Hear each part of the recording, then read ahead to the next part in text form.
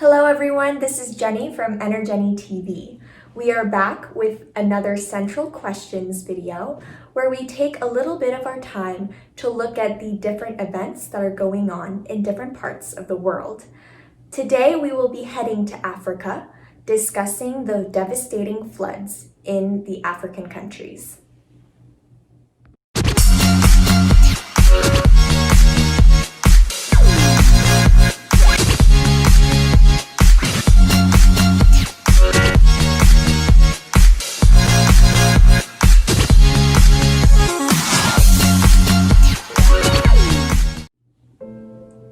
First of all, I want to ask a basic question that leads to an important discussion in this video. Have you guys heard of the term Sahel?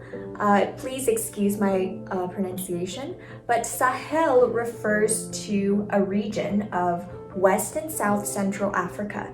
Commonly, the Sahel region stretches from the countries Senegal through Mali, Nigeria, Chad, and Sudan to Eritrea on the coast near the Red Sea. So what happened in these areas? According to the UNHCR, or the UN Refugee Agency, they have been assisting displaced families in the Africa Sahel region because many were affected by the devastating floods in that region. Over 700,000 people were affected by the heavy rains.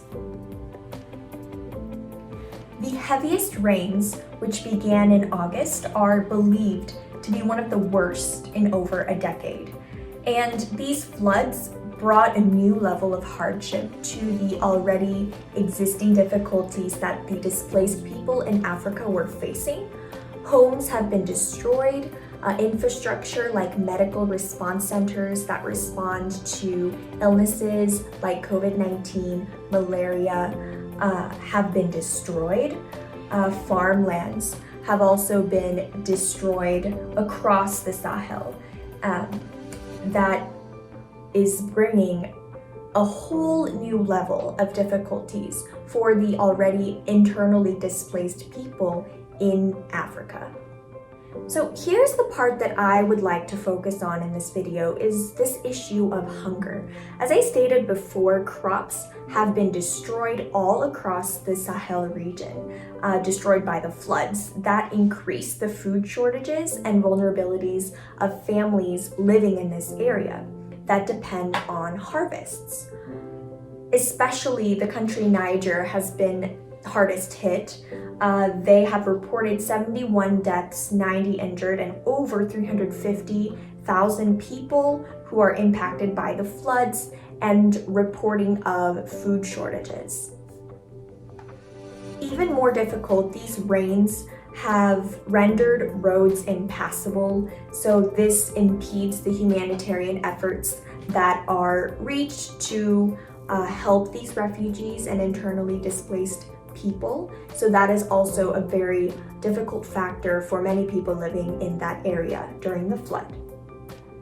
To respond to these food shortages, there have been new projects called the implementation of food ATMs. I thought this was really interesting, and during my research, I learned about this new project or implementation.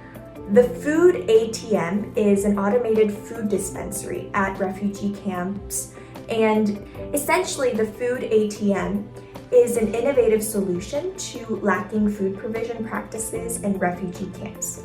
So the refugees take a shopping cart into a clean warehouse where the machine contains a specific food item, and that is how the food is distributed.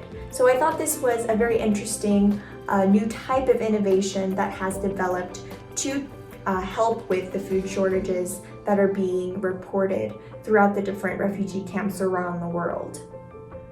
This will definitely help refugees to maintain their nutrition and get their food and retrieve their food when they need it when they need the food and there is a less chance of food waste and rotting. So this is definitely a very helpful innovation in refugee camps in dealing with food shortages and nutrition levels.